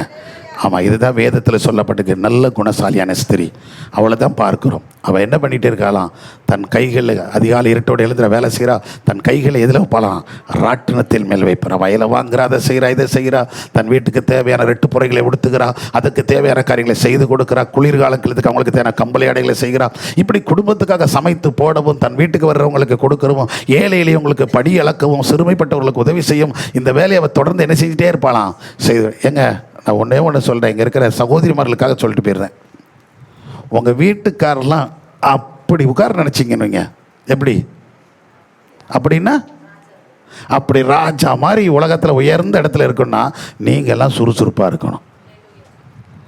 சத்தமுறையிலே சொல்லுங்கள். ஒன்றும் வராத, நான் சொல்லலை, இந்த பைபிள் இருக்குது. இவளை குறித்து இவ்வளோ சர்டிஃபிகேட் கொடுத்துட்டு அங்கே சொல்லப்பட்டுக்க, அவள் புருஷன் மூப்பரிடத்தில் உட்காரும்போது அவன் எப்படி இருக்கான்? கனம் பெற்றவனாக இருக்கான். கரங்களை தட்டி கர்த்தரை மகிமைப்படுத்துங்க. மனைவி சுறுசுறுப்பாக நல்ல குணசாலியாக இருந்து எல்லா வேலைகளையும் சோம்பேறித்தனம் இல்லாமல் செய்துக்கிட்டு இருந்தால் அந்த மேன்மை யாருக்கு வந்து கிடைக்குமா? எப்பா, புருஷனுக்கு வந்து கிடைக்குங்க. நான் ஊழியத்துக்கு போகிற இடத்துல சிலர் சொல்லுவாங்க, அவர் மனைவியை வச்சுக்கிட்டே என்கிட்ட சொல்லுவார், பாஸ்டர் என்ன இருந்தாலும் உங்களுக்கு கிடைச்ச மாதிரி ஒரு துணை உலகத்தில் எந்த பாஸ்டரும் கிடைக்கல அப்படிம்பாங்க. ஏன்னா அந்த அளவுக்கு இந்த அம்மா எல்லா வேலையும் செய்வாங்க. எத்தனை பேர் வந்தாலும் சமைச்சு போடுவாங்க. வீட்டுக்கு வந்தால் எத்தனை பேர் வந்தாலும் சரி, வாங்கி மட்டும் கொடுக்கணும். கொடுத்துட்டாங்கன்னா உடனே சமைச்சிடும். வர்றவங்கள சாப்பிடாம வெளியே அனுப்ப மாட்டாங்க. அது மட்டும் இல்லை, நல்லா ஜெபிக்கிறவங்க, நல்ல பிரசங்கிக்கிறவங்க, ஊழியத்தில் உங்களுக்கு உதவி செய்கிற மாதிரி உலகத்தில் வேறு எந்த பாஸ்டருக்கு எந்த மனைவியும் உதவி செய்ய மாட்டேன். நிறைய போதகள் நான் வெளியில் மீட்டிங் போகிற இடத்துல நிறைய பேர் சொல்லியிருக்கிறாங்க. அலி சிஸ்டர் மாதிரி ஒரு பாஸ்டர் மனைவி உலகத்தில் ஒரு யாருக்கும் என்ன செய்யாது, கிடைக்காது. இதை நிறைய பேர் எனக்கு சொல்லியிருக்காங்க. ஏன்னா அவங்களையும் தெரியும், என்னையும் தெரியும். என்ன தெரிஞ்சதுக்கு முன்னாடி அவங்கள தெரிஞ்சவங்களும் இருப்பாங்க. அவங்கெல்லாம் நிறைய பேர் என்ன சொல்லியிருக்கிறாங்க. நான் மீட்டிங் போகும்போதோ ஊழியத்துக்கு போகும்போதோ ஏதோ இடத்துல போகும்போது, உங்களுக்கு என்னையா நல்ல துணையை கொடுத்துருக்காரு, நீங்கள் இங்கே நின்னாலும் உங்களுக்காக அங்கே முழங்காலில் அந்த அம்மா நின்றுக்கிட்டு இருப்பாங்க, அவங்கள மாதிரி ஜெபிக்க. ஏன்னா இவங்க வீட்டில் அது என்ன செய்யாது, அந்த அம்மா இருக்காது, ஜெபிக்கிற சகோதரியாக இருக்க மாட்டாங்க. ஜெபிப்பாங்க, ஏதோ ஜெபிப்பாங்க, எல்லாம் செய்வாங்க. ஆனால் இவங்கள மாதிரி அவங்க ஜெபிக்க முடியாது. இது நிறைய போதகர்கள் சொல்லிக்க நான் கேட்டிருக்கிறேன். நான் எதுக்கு சொல்கிறேன்னா, நம்ம போய் என் பொண்டாட்டி இப்படிப்பட்ட அப்படிலாம் சொல்ல வேண்டாம். அவங்க செய்கிறது நம்மளை கனப்படுத்தி வைக்கும். மூப்பர்களுக்கு நடுவில், ஜனங்களுக்கு நடுவில் நமக்கு அந்த உயர்வை கொண்டு தருங்க. அல்லேலூயா. அதனால் நம்ம மனைவி வந்து தான் என்ன செய்யணும், உருவாக்கணும். சபைகளில் வந்து உருவாக்கணும். பிள்ளைகள் வந்து ஜெபிக்கணும், நல்லா ஜெபிக்கணும், நல்லா உழைக்கணும், நல்லா விசாரிக்கணும், ஒருத்தர் விசாரிக்கணும். அந்த பக்குவம் வந்துருச்சுன்னா மேன்மை உண்டாகிட்டே இருக்கங்க. சத்தமாக இல்லை சொல்லுங்கள். அப்போ பிள்ளைகள் எழும்பி தாயை பார்த்து என்ன சொல்லுவாங்களாம், நீ பாக்கியவதி, நீ தான் ஆசீர்வதிக்கப்பட்டவள் அப்படின்னு சொல்லுவாங்க. நம்ம பிள்ளைகள் பெற்றோரை சொல்லணுங்க, தாய்மாரை சொல்லணுங்க, தகப்பன்மாரை சொல்லணும். நம்மளை பார்த்து நம்ம பிள்ளைகள், முதல்ல ஊருக்கார நம்மளை சொல்கிறானோ இல்லையோ, நம்ம பிள்ளைகள் நம்மளை சொல்லணுங்க. சத்தமுறை இல்லை சொல்லுங்கள். எங்கள் அம்மா மாதிரி, எங்கள் அப்பா மாதிரின்னு சொல்லக்கூடிய இடத்துக்கு வரணுங்க. அல்லேலூயா. எங்கள் அப்பா மாதிரி நான் யாரையும் பார்த்ததில்லை, எங்கள் அம்மா மாதிரி நான் யாரையும் பார்த்ததில்லை. பக்கத்தில் சொல்லுங்களேன். அப்படி நம்ம பிள்ளைகளை சொல்லுவாங்களா? கேளுங்களேன். எங்கள் அம்மா மாதிரி சண்டைக்காரன்னு சொல்லக்கூடாது, எங்கள் அப்பா மாதிரி சண்டைக்காரன்னு சொல்லக்கூடாது, எங்கள் அப்பா மாதிரி கோவக்காரன்னு சொல்லக்கூடாது, எங்கள் அம்மா மாதிரி கோவக்காரன் சொல்லக்கூடாது, எங்கள் அம்மா அப்படிலாம் சொல்லக்கூடாது. நம்மளை வந்து என்ன சொல்லணும், நேசிக்கிறவங்களா சொல்லணும். சத்தமுறையிலே சொல்லுங்கள். அதுதாங்க நம்முடைய முதல்ல சாட்சி. எங்கேருந்து தான் வரணும், எங்கேருந்து தான் வரணும், பிள்ளைகிட்டேருந்து வரணும். அதுதான் மிகப்பெரிய சாட்சி. நம்ம பிள்ளைகள் நம்மளை பாக்கியவதி, பாக்கியவான்னு சொல்லணுங்க. சத்தமுறையிலே சொல்லுங்கள். அந்த அளவுக்கு நம்ம சுறுசுறுப்பாக செயல்பாட்டில் இருந்துக்கிட்டே இருந்தோன்னா, நீப்பா எனக்கு டயர்டாக இருக்குது, நீப்பா எனக்கு இது இல்லை, நீ செஞ்சுக்கா அப்படின்னு சொல்லிகிட்டே இருந்தோம்னா, இந்த ஆள் எப்பவும் சோம்பேறி தான் இருப்போம் அப்படின்னு தீர்மானிச்சிருங்க அந்த பிள்ளைகள். மழையோ வெயிலோ நம்ம பிள்ளைகளுக்காக ஓடிக்கிட்டே இருக்கும், அந்த பிள்ளைகள் நம்மளை கனப்படுத்திக்கிட்டே இருப்பாங்க. சத்தமுறையிலே சொல்லுங்கள். இந்த கழுதைக்கு ஒரு குணம் என்னென்னா, அது ஒரு காலமும் தனியாக இருக்காதாங்க, குழுவாக தான் இருக்குமா, கூட்டமாக தான் இருக்குமா. கழுதைகள்லாம் எப்படி தான் இருக்கணும், பக்கத்தில் உள்ள கழுதைகளோடு சேர்ந்துக்கிடுமா, கூட்டமாக. தனியாக இருக்க போனால், அதனால தான் மேக்சிமம் கழுதைகளை வந்து ஒரு கழுதையை எந்த வீட்டையும் வளர்க்க மாட்டாங்களாம். ஒரு கழுதையை தனியாக வளர்த்தாங்கன்னா அந்த கழுதை வந்து மனவில் எந்த வண்டிக்குமா சோர்ந்து போயிடுமா. அதனால் கூட்டமாக தான் 2, 3, 4 அப்படி சேர்த்து தான் கழுதைகளை வளர்ப்பாங்களாம். அப்படி இருக்கிறது தான் அதுக்கு பாதுகாப்பாக அது உணருமா. நல்லா கவனிச்சுக்கிடுங்க. அப்போ குழு வேணும், எல்லாம் கூட்டமாக தான் இருக்கணும், ஒன்றுக்கு ஒன்று சேர்ந்து தான். தனியாக நின்று யாரும் என்ன செய்ய முடியல, சொல்ல முடியாது. மனச்சோர் உடையுமாங்க கழுதை தனியாக விட்டுட்டோம்னா. சில நேரங்களில் பாருங்களேன், சில வீடுகளில் ஒரு நாய் வளர்ப்பாங்க. எங்கேயாவது ஊருக்கு போக வேண்டியது இருக்கும், நாயை கூட்டு போக முடியாது.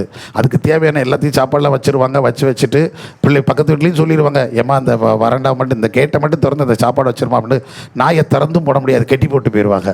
அது என்ன பண்ணிக்கிட்டே இருக்கும், கூப்பாடு போடும். நைட்டெல்லாம் அப்படியே அழும், ஓன்னு கற்று பார்த்துருக்கீங்களா, அப்படியே கூப்பாடு போட்டு கத்தும். அதுக்கப்புறம் ஏன்னா அதுக்கும் என்ன இருக்குது, அதுவும் உயிர் தானே. அப்போ அந்த உயிர்களுக்கும் தன்னோடு கூட இருக்க பழகுவதற்கு பேசுவதற்கு ஆள்லன்னு ஒன்றும். இன்னொன்று பார்த்தீங்க அப்படின்னு சொன்னால் அதுக்கும் இயற்கை உபாதைகள் இருக்குது. அதை கழிக்கணும், அதை கொண்டு போய் தள்ளணும். அப்போ அதுக்கும் அந்த சூழ்நிலை சாப்பிடவும் செய்யணும், சாப்பிட்டதை கழிக்கவும் செய்யணும். அதுக்கும் அதனுடைய இதில் இருக்கும். அப்போ இந்த சூழ்நிலாம் பார்க்கும்போது ரொம்ப கஷ்டமாக இருக்குங்க. அதனால தான் நாய்கள் எல்லாம் வீட்டில் வச்சுட்டு என்ன செய்யக்கூடாது, எங்கேயும் போயிடக்கூடாது. பக்கத்து வீட்டுக்காரங்களை நம்பியோ சொந்தக்காரங்களை நம்பியோ சித்தப்பா மாமா நம்பி கூட விடக்கூடாது. ஏன்னா அது அந்த நாய் யாரைத்தான் எதிர்பார்த்துக்கிட்டு இருக்கோம், யாரைத்தான்? வீட்டுக்காரத எஜமான தான் நம்பிக்கிட்டு இருக்கிறோம். அப்போ அதை போய் நம்ம அப்படி விட்டுட்டு போகக்கூடாது. அது தனியாக இருக்கிறதுக்கு எந்த விதத்துக்கும். அதே போல் கழுதையும் அப்படித்தானா, தனியாக இருக்கவே இருக்காதான், கூட்டாய்த்தான் இருக்கணும், குழுவாய்த்தான் இருக்கணுமா, எல்லாம் ஒருங்கிணை. அதே போல் தான் விசுவாசிகள் நாமளும் கூட எப்படி தான் இருக்கணும், குழுவாய் கூட்டமாய்த்தான் இருக்கணும். தனித்தனியாக இருப்பதற்கு நம்ம என்ன செய்யக்கூடாது, தீர்மானிக்கக்கூடாது. இன்னொன்று சொல்கிறேன், கடைசியாக பார்த்தீங்கன்னா அந்த கழுதை ஒருவேளை அப்படி தனியாக நிற்க வேண்டிய சூழ்நிலை வந்துச்சுன்னா கூட கழுதைகளே இல்லைன்னா ஆடுகளோடு இணைந்து கொள்ளுமா, ஆட்டுக்கூட்டத்தோடு போய் உட்காந்துக்கிடுமா. அதுக்கு தனக்கு உணர்வாக யாரை வச்சுக்கிடுமா, மந்தைகளோடு இணைஞ்சிக்கிடுமா, ஆட்டு மந்தைகளை பக்கத்தில் போய் இருந்துக்கிடுமா. இதுதான் இயற்கையாக அதுக்குரிய சுபாவமாக. கழுதைகள் ஆடுகளோடு இணைஞ்சு போய்க்கிடும். ஏன்னா அது பாவம் எனக்கு என்ன, இதுக்கு முட்டவும் தெரியாதா, கழுதைக்கு என்ன செய்யாது, முட்டை தெரியாது. ஏன்னா அதுக்கு என்னதே கிடையாது, கொம்பே கிடையாது.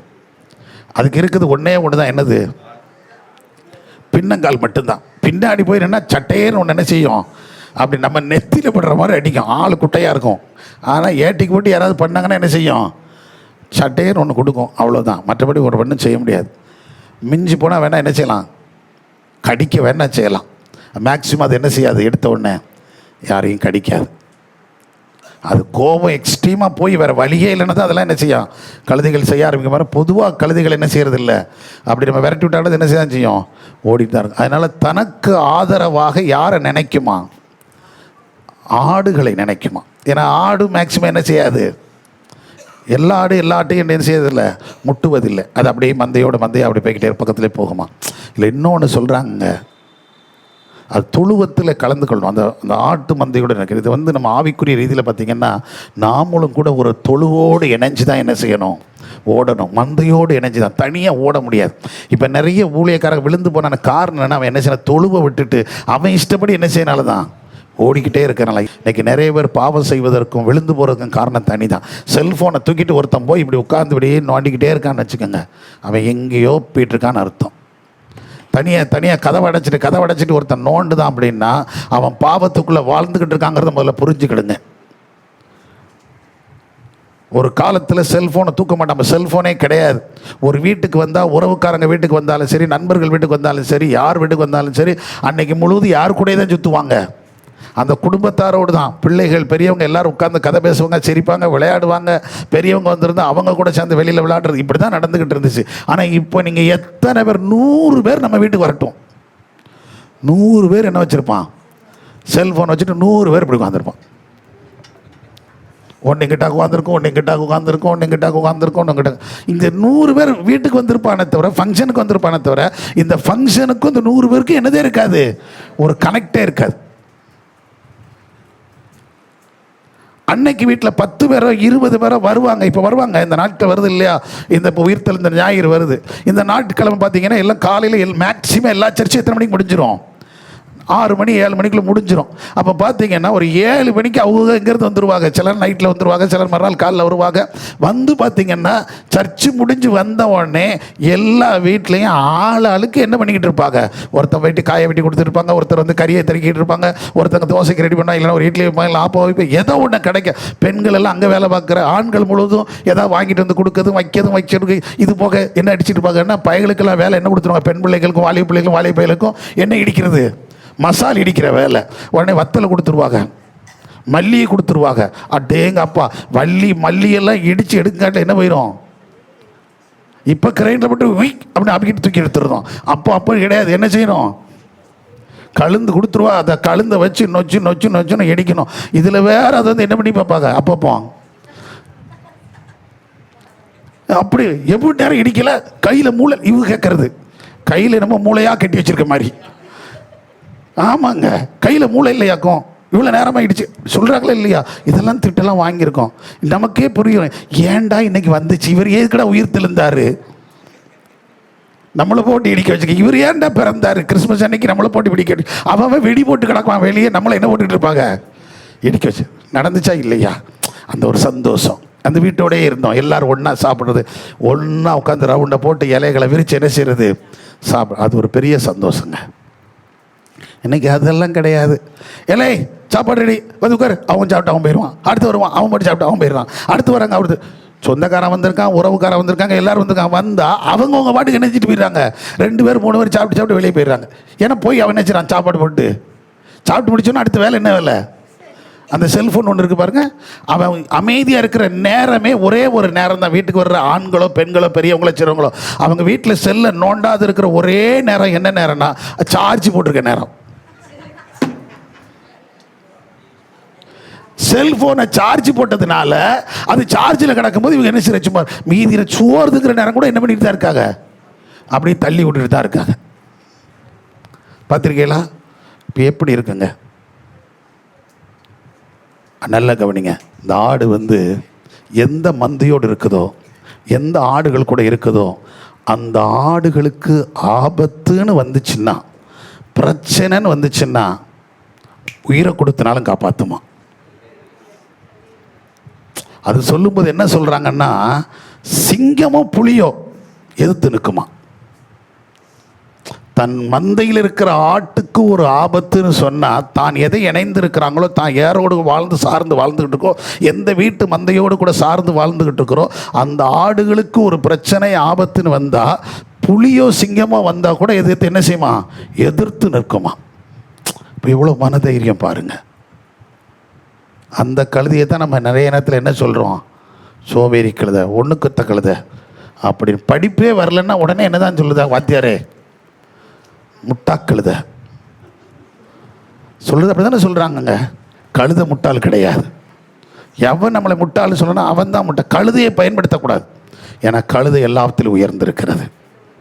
சத்தமாக ஒரு இல்லை சொல்லுங்கள். அதை போல் நாம் சார்ந்து இருக்கிறவர்கள், நாம் யாரோட இருந்திருக்கோம், நம்ம சபைக்கான காரியங்களுக்காக கர்த்தருக்கு எடுத்த காரியத்தில் என்ன வந்தாலும் என்ன செய்யணுமா, எதிர்த்து நிற்கக்கூடிய ஒரு திராணி நமக்கு இருக்க வேண்டும். ஏன்னா கடைசி நாட்களில் மந்தையை தப்ப விடாத கொடிய ஓநாய்கள் என்ன செய்யும், வரும்னு சொல்லி அப்போஸ்தலர் நடவடிக்கைகள் 20ஆம் அதிகாரம் 28லேருந்து 31 வரைக்கும் அவன் சொல்லிட்டு போகிறார். பவுல் அப்போஸ்தலர் இப்படி வரும், நான் அதற்காகத்தான் பிரயாசப்பட்டு இதுவரைக்கும் நான் காத்துட்டேன், இனிமேல் நீங்கள் அதை ஜாக்கிரதையாக இருந்துக்கிடுங்க. ஏன்னா மந்தையை கெடுப்பதற்கான என்ன வரும், கொடிய ஓநாய்கள் எழும்பி வரும். அந்த ஓநாய்களுக்கு மந்தையை விலக்கி பாதுகாத்து கொள்ளுங்க. அல்லேலூயா. சத்தமுறை இல்லை சொல்லுங்க, இன்னும் சத்தமுறை இல்லை சொல்லுங்க. இதைத்தாங்க தாவீது செய்தான்னு சொல்கிறான். நான் என் தகப்பனுடைய ஆடுகளை மேய்த்து கொண்டிருந்த போது ஒரு விசை ஒரு சிங்கமும் ஒரு விசை ஒரு கரடியும் வந்தது. நான் அவர்களின் குட்டிகளை பறித்து கொண்டு போனபோது நான் தொடர்ந்து போய் அவைகளை அடித்து அவருடைய பற்களுக்கு அதை என்ன செய்தேன், தப்புவித்து காத்து கொண்டேன். அல்லேலூயா. என பிசாசு எவனை விழுங்கலாம் என்று சொல்லி என்ன செய்கிறான், வகை தேடி சுற்றி திரிகிறான். அந்த வலையில் விழுந்து அழிந்து விடாதபடி பாதுகாக்க வேண்டியது நம்முடைய கடமை. சத்தமுறை இல்லை சொல்லுங்க. இப்போ யோசித்து பாருங்க, இந்த கழுதை எப்படிப்பட்டது. இயேசு ஏன் கழுதையை தெரிஞ்சுக்கிட்டார்? சும்மா ஒரு போய் தெரிஞ்சிருக்க மாட்டார். குதிரையே ஏன் தெரிஞ்சிக்கல? குதிரைக்கு இந்த சுபாவம் கிடையாது. குதிரைக்கும் இதுக்கும் என்னதே கிடையாது, சம்மந்தமே கிடையாது. நான் சொன்னதில் எதுவுமே அவருக்கு தகுதி இருக்காது, எதுவுமே கட்டு சேராது. ஆனால் கழுதைக்கு எல்லாம் சேரும். பாருங்க, முதல்ல சுமக்கக்கூடியது, சுமை சுமக்கக்கூடியது. 2வது விருப்ப வேண்டி உழைக்கக்கூடியது. 3வது குறைந்த அளவு தான் உணவெடுக்கக்கூடியது. அடுத்து குறைந்த நேரம் உறங்கக்கூடியது. அடுத்து சுற்றி திரிய ஊர் சுத்தாத கழுது, ஓய்வின்றி உழைக்கக்கூடியது. தனியாக நிற்காம குழுவாக நின்று கொள்ளும், கூட்டமாக நிற்கும். அடுத்து அது தனிப்பட்ட வேலை வருமானால் யார் கூட சேர்ந்து கொள்ளும், ஆளுகளோடு மந்தைகளோடு இணைந்து கொள்ளும். அடுத்து தன் மந்தைக்கோ தன் சார்ந்து இருக்கிற ஆடுகளுக்கோ ஆபத்துன்னு வந்தா சிங்கம் புலியானாலும் இது என்ன செய்யுமா, எதிர்த்து நிற்குமா. அல்லேலூயா. சத்தமுறை இல்லை சொல்லுங்க. இதுதான் கழுதையின் குணாதிசயம். நீங்கள் 9 தான் பார்த்துருக்கீங்க, அப்படி தானே? 9 வந்திருக்கா? இன்னும் எத்தனை இருக்குது? 15 காரியம் இருக்குது. நான் அடுத்த ஆறாவதெல்லாம் பேச போகிறேன். நம்ம எல்லாரும் ஜெபம் பண்ண போகிறோம். கர்த்தர் நான் மகிமைப்படுத்தும். எல்லாரும் ஜெபம் பண்ணோம். கர்த்தரை ஸ்தோத்திரம் பண்ணுங்க. தேவன் ஏன் கழுதையை கர்த்தர் தெரிந்து கொள்ளணும்? இயேசு எத்தனையோ மிருகங்கள், விலையேற பெற்ற மிருகங்கள்லாம் இருந்துச்சு, நல்ல பலமுள்ள மிருகங்கள்லாம் இருந்துச்சு, நல்ல அழகான மிருகங்கள்லாம் இருந்துச்சு, எத்தனையோ காரியங்கள் இருந்த போது கூட தனக்கு பவனிக்காக செல்வதற்கு அவர் தெரிந்து கொண்ட காரியம் என்னென்னா அந்த கழுதைங்க. அந்த கழுதையின் குணாதிசயங்கள் இது நான் நிறைய சொல்லிக்கிட்டே போய்கிட்டே இருப்பேன். நம்ம சில காரியங்கள் மட்டும்தான் பார்த்துருக்குறோம். அதே போல் நம்முடைய வாழ்க்கையில் இன்றைக்கி ஏன் நம்மளை தெரிஞ்சுக்கிட்டார்? ஒரே ஒரு நிமிஷம் மாத்திரம் அப்படியே முழங்கால் படிக்கிட்டு கர்த்தர் நோக்கி பாருங்களேன். ஆண்டவர் சமுதிரம் எவ்வளவோ நம்முடைய சுகத்தில், நம்முடைய குடும்பத்தில், உறவுகளில், நட்புகளில் இருக்கும்போதும் என்ன ஏன் தெரிஞ்சுக்கிட்டார்? நான் மட்டும் ஏன் அவருக்கு சொந்தமாய் வரணும்? நான் சுமக்கிற எனக்குள்ள வாசம் பண்ண முடியாது இந்த இருதயம் அவ்வளோ பெரிய பரிசுத்தமான இருதயமா ஏன் ஆண்டவர் தெரிஞ்சுக்கிட்டார் அப்படின்னா, இந்த கழுதையை போல நாமும் ஆண்டவருக்கு முன்பாக உண்மையாக இருப்பவரை நம்பிதாங்க அதுதான் தெரிஞ்சிருக்கிறார். ஆண்டவர் சமத்தில் சொல்லுவோமா, என்னையும் அந்த கழுதையை போல, அன்றைக்கு நீர் ஏறி சென்ற அந்த கழுதையை போல இந்த கடைசி நாட்களை நீர் எனக்குள்ள வாசம் பண்ணும்படியாய் என்னை தெரிந்து கொண்டீரே, அதற்காக உமக்கு நன்றின்னு சொல்லுவோம். அதற்குள்ள அந்த நற்பண்புகள் எனக்குள்ளும் இருக்கட்டும் ஐயா, எங்களுக்குள்ள அந்த நற்பண்புகள் பெருகட்டும் கர்த்தாவே.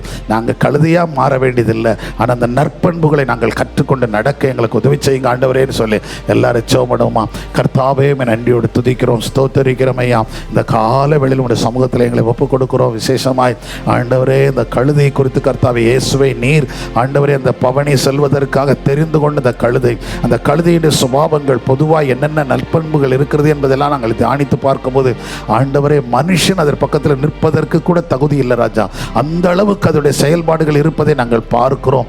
இன்னும் தொடர்ந்து அதை குறித்து தியானிக்க போகிறோம். கற்றுக்கொண்டு நாங்கள் எங்களை பக்குவப்படுத்திக் கொள்ள இந்த கடைசி நாட்களில் உங்களுடைய ராஜ்யத்திற்காக வருவதற்கு முன்பதாக ஆண்டவர் நீர் எங்களுக்காக அடிக்கப்பட்ட நாளை சிந்தித்து ஆண்டவரை மரணத்தை உயிர்த்தெழுந்த நாளையும் ஆண்டவர் நாங்கள் ஆராதிப்பதற்கு முன்பதாக எங்களை நாங்கள் பக்குவப்படுத்திக் கொள்ள, எங்கள் குணாதிசயங்களை உண்மை போல மாற்றிக்கொள்ள எங்களுக்கு நீர் உதவி செய்யும்படியாய் ஜெபிக்கிறோம். கிருபை இருக்கட்டும். எங்களை தாழ்த்துகிறோம், வறுமையாக்குறோம். சகல துதிகனமைக்கு செலுத்துகிறோம். இதை பார்க்கிற கேட்கிற ஒவ்வொரு பிள்ளைகளும் தங்கள் சுபாவங்களை மாற்றிக்கொள்ள நீர் உதவி செய்கிறாச்சா. உடைய கிருபை இருக்கட்டும். உமக்காக வைராக்கியமாக இருக்க உதவி செய்யும். நற்பண்புகள் எங்களுக்குள் பெருகட்டும். உடைய கிருபை மூடுவதாக தாழ்த்துகிறோம். இயேசுவின் நாமத்தில் ஜெபிக்கிறோம் நல்ல பிதாவே, ஆமென். என் ஆத்துமாவே கர்த்தரை ஸ்தோத்திரி, என் உள்ளமே நாமத்தை ஸ்தோத்திரி. என் ஆத்துமாவே கர்த்தரை ஸ்தோத்திரி, கர்த்தர் செய்கிற சகல உபகாரங்களையும் மறவாதே.